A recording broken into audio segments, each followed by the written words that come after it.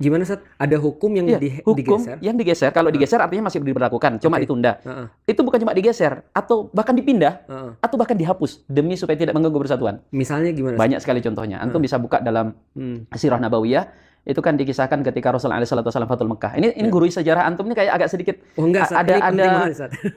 ada rabahayata gitu. Oh enggak, Ustaz. Kita kan cuma main-main, Ustaz. Ini kan ilmu. Ya, Masya Allah.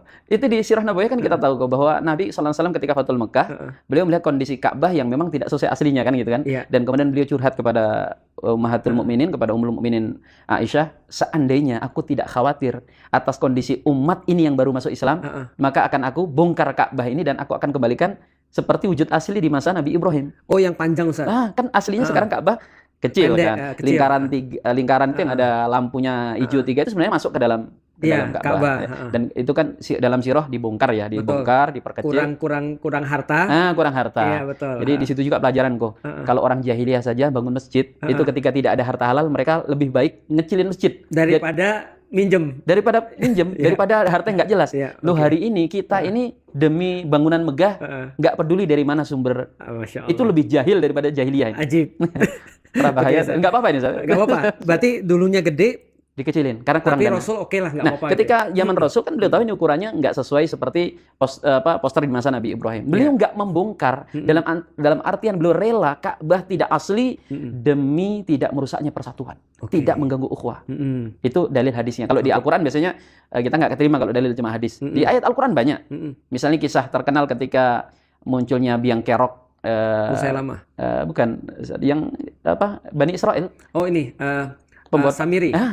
Oh ya. Samiri membuat patung anak sapi yang kemudian disembah oleh Bani Israel. Kan kita tahu bersama Musa pergi ke Bukit Tur Sina.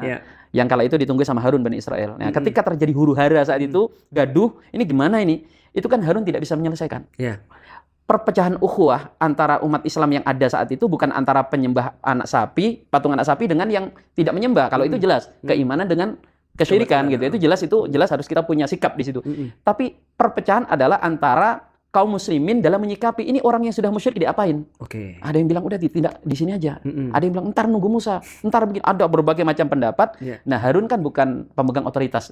Dia cuma suruh jagain. Gitu. Sehingga ketika beliau melihat bahwa ini tidak selesai masalah, beliau meng-hold masalah itu. Udah, nggak usah dibahas dulu. Itu tadi ada yang menggeser, ada yang menunda. Nah, ini bahkan ditunda. Kalau tadi Nabi bahkan dihapus tadi kan. Karena terbukti nanti Ka'bah itu pun dicoba mau diperbaharui di masa Imam Malik. Jadi Harun Ar-Rasyid kan berinisiatif hendak mengembalikan lagi. Tapi apa kata Imam Malik ini, ulama bijaksana? Jangan wahai khalifah, aku hanya tidak ingin rumahnya Allah dijadikan permainan politik.